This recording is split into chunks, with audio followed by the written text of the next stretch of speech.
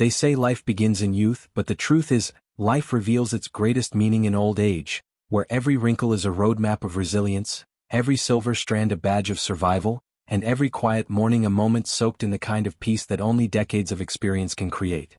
Old age is not a sunset, it is a second sunrise, where your soul finally speaks louder than society, and your days become a canvas on which your truest colors are painted. In your younger years you chased, you built, you proved, you hurried. But now, in the stillness of old age, you no longer chase, you choose. You don't prove, you simply are. You don't rush, you observe, and in that observation, you find truths that younger eyes missed and younger hearts didn't understand.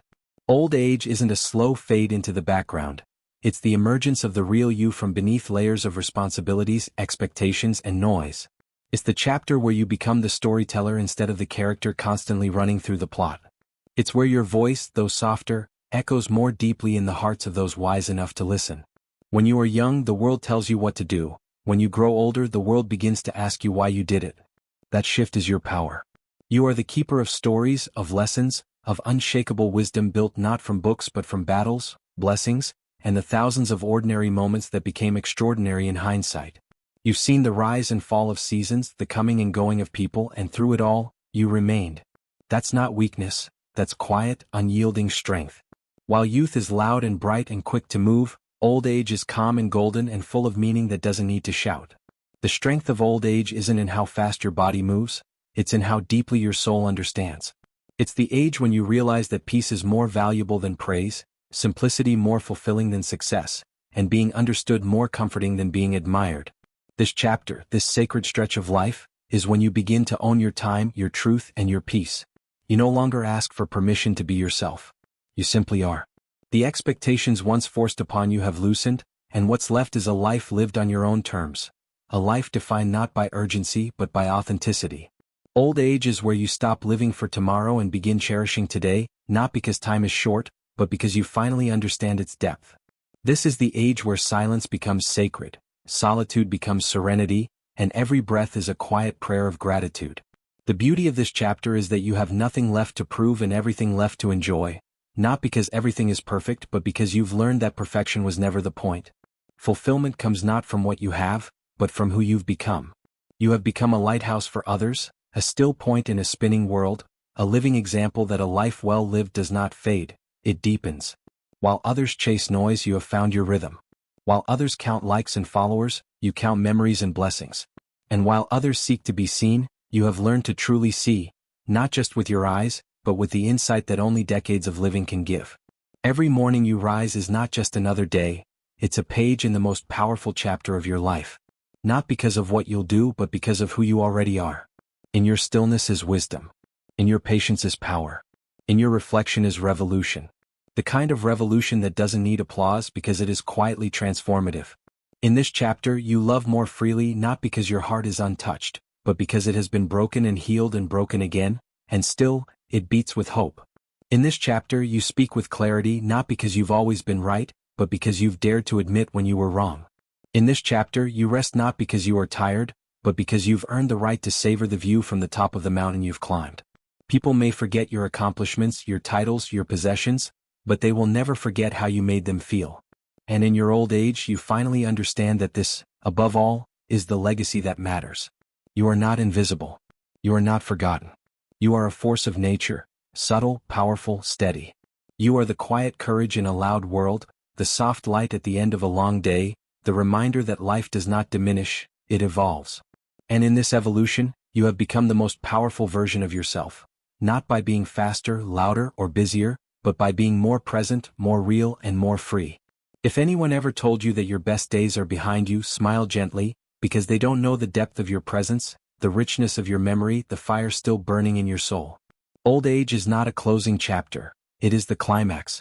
It is where the lessons make sense, the stories come together, and the love you gave returns in quiet, miraculous ways. So rise each day not with regret, but with reverence.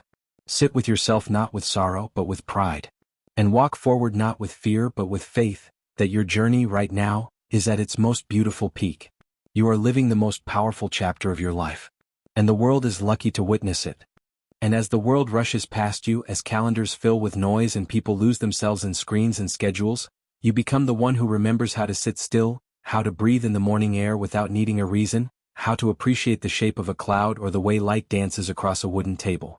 You begin to notice what others overlook: the softness in a child's laughter, the echo of a kind word, the sacred rhythm of the day rising and falling like a gentle tide. Because in this powerful chapter, the things you once called small are the very things that now fill your soul. And isn't that the magic of aging? That what once seemed ordinary is now extraordinary, because you've slowed down enough to see it. Where others see loss, you now see gain, not in material but in meaning. You no longer strive to fill every hour, you strive to feel every hour. You have come to realize that happiness was never hidden in distant goals but lived quietly in the present moment. And in your presence, others find their courage. You have become the steady hands that offer calm in chaos, the storyteller whose voice anchors generations, the person who no longer asks, "What's next?" but instead wonders what matters. And the answer always returns to the same thing: love, truth, time, presence. You are a walking example that life doesn't fade with age, it sharpens. Your values become clearer, your emotions more honest, your judgments more forgiving. And the beauty of it all is that you do not need to prove any of it. You walk into each day without needing recognition, for the reward is in the quiet knowing. In this chapter, you have earned the right to speak less and mean more, to sit in silence and still be heard, to offer wisdom not in lessons but in example. The world may chase the young for their energy, but it returns to the old for their understanding. Because you've seen what lasts and what doesn't. You've learned that opinions pass but character stays. That noise fades but truth echoes. And that in the end, the most powerful thing you can do is live fully and love deeply, exactly as you are. This is the season of truth. This is the chapter where you no longer carry the burdens of being someone else. You return to the original self, the quiet essence of who you always were, beneath the expectations, beneath the masks, beneath the performance. And that return is power. The power to forgive, including yourself. The power to release what you cannot control. The power to accept what is and find joy in it. Not because life is perfect, but because you've discovered that it never needed to be. Your old age is not something to survive, it's something to honor. It's not a slow fading of color, it's the masterpiece emerging after years of brushstrokes. It is the music that plays once the noise has stopped. It is the bloom that happens not in spring, but in the soul's deep autumn, vibrant and full of character. You, in your old age, are not in decline. You are in ascent, rising into the full shape of your wisdom, finally understanding that value was never in doing more but in being true. And that truth, once embraced, frees you. You are free now, free to live how you wish, to think how you please, to feel what you must. No more pretending. No more performing. Just being. And in that being there is peace. So if anyone ever tells you that youth is power, smile softly, for you know a deeper power. The power to endure, to reflect, to inspire, to love without condition. This is your power. This is your chapter. And it is more radiant than any that came before. And now that you have reached this sacred place in your life, you begin to see what others are too distracted to notice: the extraordinary value of time. Not as something to hoard or fear, but as something to appreciate, like a soft breeze on a quiet day. You no longer count your days, you weigh them in meaning. You walk slower not because you're weak, but because you're finally noticing the petals on the roadside, the way sunlight reflects off a cracked wall, the shape of shadows dancing with the wind. You have been through the long road of expectations, noise and ambition, and now you've arrived at the quiet summit where you can see the whole journey in its grand, raw, beautiful entirety. There is nothing left to chase, only things to cherish. You no longer feel the need to prove your worth, because your worth is embedded in the sheer fact that you are still here, breathing, watching, listening. You are the proof of survival. You are the living library of emotions that younger souls have not yet named.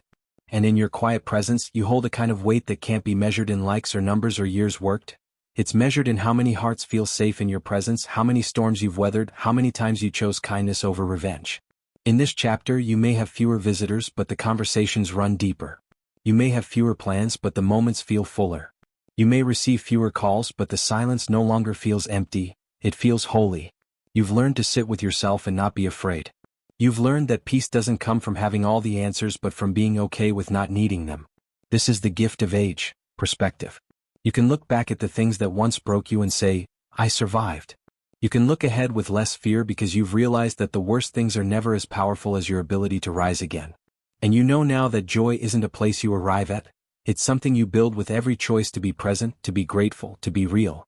You are more powerful now than ever because you've stepped into your own soul. You understand the language of patience, the music of silence, and the sacredness of simplicity. You no longer need the world to clap when you enter the room. You are content with the soft applause of your own heart saying, "Well done. Keep going. This is your time. Not to hustle but to harvest. To gather the fruits of everything you've lived through. Every mistake, every joy, every loss, every victory, they all belong to you. And now you wear them like a crown that no one sees but everyone feels when they're near you. You are not in the way. You are the way. You are the elder, the sage, the quiet observer who knows when to speak and when to simply be. Your opinions may not always be loud, but they carry the weight of lived truth. And your presence, oh, your presence, is a balm to a world that has forgotten how to slow down. You are not invisible. You are essential. You are not the past. You are the wisdom of the present moment. And if the world has forgotten how to see you, remind it not with anger but with grace. Keep showing up. Keep sitting with the sun. Keep being the example of a life well lived, a soul well aged, a heart that still opens despite the scars. You are the final chapter, yes, but not the ending. You are the legacy in motion, the closing verse that gives the poem its power. And you, exactly as you are enough.